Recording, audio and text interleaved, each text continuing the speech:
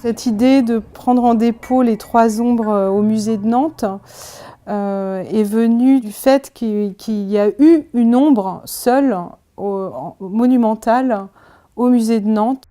Donc, je suis Hélène Bluzard, je suis restauratrice de sculptures. Je travaille pour le musée Rodin depuis plusieurs années, donc dans un groupement de restaurateurs. L'œuvre est arrivée dans un mauvais état de conservation, surtout au niveau de la surface, beaucoup de problèmes de surface, dus aux mauvaises conditions de conservation de l'œuvre. Les étapes de la restauration étaient multiples et assez longue. Donc on a commencé par un gros dépoussiérage puisqu'il y avait beaucoup de débris, un peu de feuilles, d'araignées, voilà, dû toujours aux conditions de conservation. On a fait un premier nettoyage d'ensemble avec un gel d'argile qui est un gel pelable qu'on utilise souvent pour le nettoyage des plâtres.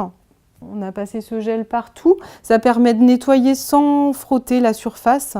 C'est une argile absorbante donc qui absorbe la poussière et l'encrassement. Donc ensuite, on a dû faire une étape de nettoyage plus technique. On a fait des essais de nettoyage pour savoir quel gel on allait utiliser pour pouvoir enlever ces couches cireuses qui étaient au-dessus de la couche de badigeon. On a fait une seconde étape de nettoyage avec un gel à base de white spirit qui a permis de décoller toute la couche cireuse.